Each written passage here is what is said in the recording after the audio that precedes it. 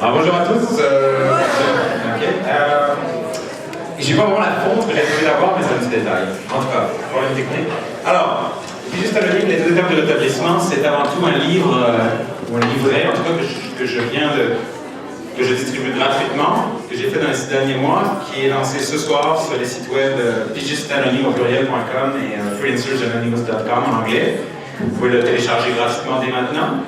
Il y a aussi un fil Twitter, une page Facebook et tout ça. Et cette présentation, en fait, c'est un genre de teaser là, pour le livre, quelques principes de base.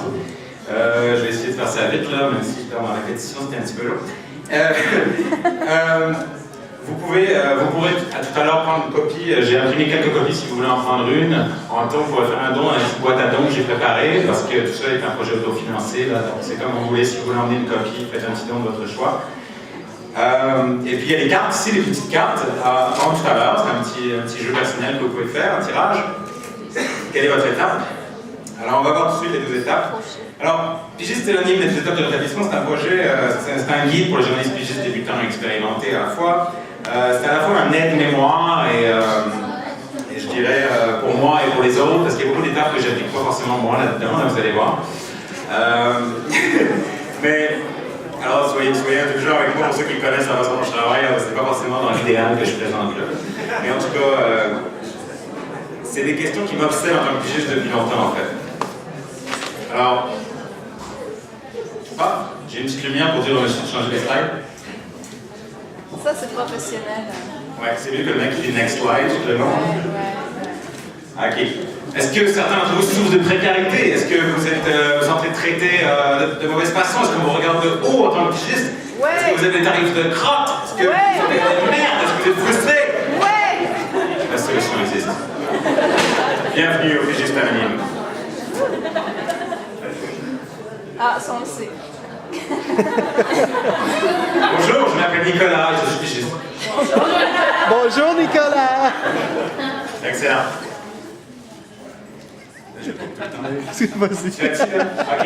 On va libérer notre potentiel de pigiste en montrant que les pigistes, c'est avant tout des gens qui sont capables de livrer une haute qualité de service, d'avoir une flexibilité, une disponibilité, et qui offrent une assurance de qualité constante à leurs clients, et qui, de plus, peuvent avoir des revenus confortables et sécuritaires dans leur emploi. Une sécurité d'emploi, oui, une fois établie.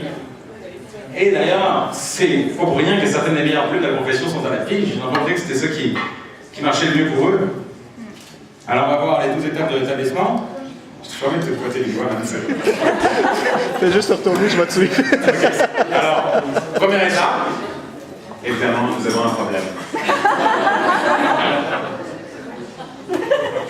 Il y a une sorte de mythe romantique autour du pigiste qu'on imagine comme une sorte parfois d'artiste torturé, d'auteur à contrat, de sous-catégorie de journalisme même. Pour certains, il y a une présomption de misère associée à son statut, on l'imagine pauvre, en demande. Il y a aussi une petite hallucination collective parfois sur le statut de la pige. Il y a beaucoup de gens qui s'imaginent qu'on est des gens employés à distance, là, on ne sait pas trop. On voit même souvent des appels d'offres déguisés en offres d'emploi pour des postes de pigistes à combler. Enfin bon, c'est à nous de changer les choses. En fait, j'ai juste à te regarder. Ouais. Okay. D'abord, en s'assumant comme journaliste à part entière, évidemment. Ensuite, en épousant notre statut d'entrepreneur. Et en parlant, ça c'est un point de détail important, de ne pas parler de ses problèmes financiers. Moi je pense que c'est mauvais parce que plus on a l'air pauvre, moins on nous donne de l'argent. Le presque aux riches. Étape 2, nous sommes géniaux, nous le savons. D'abord, il y a une pénurie de compliments dans ce milieu. Moi j'ai eu très peu de compliments dans ma carrière. T'es bon Nicolas! Merci, bonsoir, ok, j'ai eu le texte, enfin des fois c'est même rien du tout, aucune réponse. Tu regardes le journal tous les jours en attendant que ça sorte, tu sais pas trop, là, si tu demandes, tu déranges, en tout cas. Fait que, il faut avoir confiance en soi, il faut apprendre à avoir confiance en soi. Il y a certaines personnes qui donnent des compliments, mais c'est rare. Je ne sais pas si Caroline est dans la salle ce soir, mais c'est une genre d'extraterrestre, elle me fait plein de compliments, elle est géniale. Caroline Fortin. Wouhou! Elle est pas venue! C'est ma cliente aussi. Fait que, moi je suis croyant dans notre talent. Hein? Et pour commencer, on prend un travail de qualité constante. La qualité constante, c'est comme ça qu'on va se sentir géniaux, étant donné qu'on aura la fierté d'avoir fait du bon travail. Il faut combattre le syndrome de l'imposteur. On est tous victimes de ce syndrome de l'imposteur. Oh non, je suis pas assez bon pour ça. Oh non, je connais rien au sport, je peux pas écrire sur le sport. Oh non, qui suis-je pour exiger ça? Non, il n'y a pas de syndrome de l'imposteur, parce que si jamais on l'a, de vrais imposteurs vont ignorer à notre place ce serait... Oh, une technique, c'est d'aller se faire rassurer auprès de collègues sincères et aimants et fiables. Et puis de savoir recevoir les compliments parce qu'ils sont précieux et rares. Alors, demain, on va en profiter parce que quand ça sort, là, c'est comme. Tu sais, on va en profiter quand ils le disent, c'est vraiment qu'ils le pensent. Parce qu'il ne faut pas interpréter non plus de travers l'absence de compliments. Si on ne dit rien, ça ne veut pas dire que c'est une critique, ça veut juste dire qu'on ne dit rien. Et puis souvent les gens, quand quelqu'un est bon, je pense qu'il le sait qu'il est bon, et que tu ne vas pas lui dire. Et de toute façon, si on est encore sur le marché, notre existence même sur le marché après quelques années prouve à elle seule qu'on est chez nous. Déclarons l'indépendance. La sécurité d'emploi existe pour les pigistes, et oui, mais mesdames et messieurs, la sécurité d'emploi, c'est comme pour un salarié, elle dépend de la capacité de mon employeur à trouver de nouveaux clients, à s'occuper de ceux qui existent et à maintenir à flot l'entreprise. Mon employeur, Nicolas Ritou, s'assure de s'occuper de ça. Et moi, en tant qu'employé de Nicolas Ritou, l'autre moitié de la journée, je m'assure de bien travailler pour lui. Alors, ne dépendons d'aucun client. Et la meilleure façon de dépendre d'un client, c'est d'en avoir un seul. Un seul client ne va pas avoir à lui seul le pouvoir de fragiliser notre situation. Le développement de clientèle, c'est une de nos priorités. Chaque nouveau client que nous obtenons affaiblit les pouvoirs de négociation des clients existants, accroît nos revenus et renforce notre sécurité d'emploi. Équilibrons les forces pour garantir notre sécurité d'emploi. Et non! Punch! D'abord, en restant bon, évidemment, you're as good as your last picture, comme disent les photographes. Ça, c'est la malédiction des journalistes.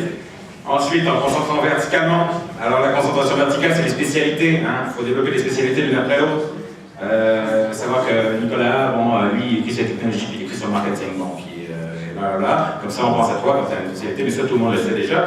La diversification horizontale, on l'a dit aussi très souvent, ça, c'est pas nouveau. C'est ne jamais diversifier les supports, imprimés, vidéo, web, radio, édition, diversifier les services, pourquoi pas journalisme, photo, scénarisation, rédaction, développement de contenu, diversifier les marchés entre l'anglais et le français, entre les régions. Bonne vieille règle des HEC, ne jamais confier plus d'un tiers de ses revenus au même client. Dans la même période fiscale, disons. Ensuite, étape 4, pensons comme des fournisseurs. Le client n'est pas notre employeur. C'est l'employeur des salariés qui travaillent pour lui. Le client, c'est un client. Et une des choses avec lui, c'est qu'il présume très bien qu'on vit très bien sans lui. Parce que moi, j'ai eu l'occasion de faire affaire à des fournisseurs récemment cette année pour la première fois et j'ai eu tellement un choc en étant dans la position du client. Tu te rends compte qu'en fait, lui, ce qu'il veut, c'est juste faire appel à un pigiste, le client, parce qu'il ne veut pas avoir à s'occuper d'un salarié, justement. Et il veut avoir more work for your bank, more bang for your buck, c'est vrai. Et c'est à ça que ça sert, les pigistes. Et il n'a pas à nous offrir des conditions là, du respect, là, à part d'être juste agréable et normal, là, tu peux faire ça, mais c'est plutôt à nous de lui offrir du respect en lui offrant, en chouchoutant, en complimentant, en s'inquiétant de lui, en laissant le problème de côté. Alors priorisons d'abord, en tant que fournisseur, la bonne gestion et le développement de clientèle. Alimentons le pipeline, il faut toujours remplir par en haut quand ça sort par en bas, il faut sortir la marchandise de l'entreprise là, tout le temps. Ça c'est pas important, parce que si on commence à se mettre dans un contrat, c'est un métier où on se concentre beaucoup, le journalisme, mais il faut toujours prendre un petit moment dans la journée pour aller démarcher, envoyer des propositions tout le temps, même si ça n'a rien à voir, même si ça sort de nulle part, ça va être toujours, il va toujours y avoir un tour de retour intéressant avec ça. Négocier, bon alors ça, Jean-Benoît Nadeau a largement écrit sur ce sujet, il donne beaucoup de formations de PJQ à ce sujet, bon, c'est clair, plus de feuillets articles, plus de dollars au feuillet, plus de long deadline, etc. Les fixes aussi, c'est un bon truc, toujours les fixes, ça c'est ton coussin, ça, parce que les fixes c'est pratique et tu peux les vendre à bas prix, ça par exemple, parce que les choses qui reviennent, les collaborations de récurrence, parce que ça va te servir de coussin et le reste de ta journée tu peux faire du développement de clientèle et tu as toujours cette base qui te rassure. Et enfin la fiscalité, très important, ne jamais aller voir à la fin de l'année le comptable de papa qui est tombé un bon, parce que lui s'occupe de salariés, il ne comprend rien à rien. Nous autres, il va nous imposer à 35% là. Regarde, moi, je ne peux jamais payer plus de 20% d'impôts au maximum là. Hein. Il y a des mecs qui sont super bons pour faire les déductions pour les pigistes et puis il faut en profiter de. J'ai des bonnes adresses pour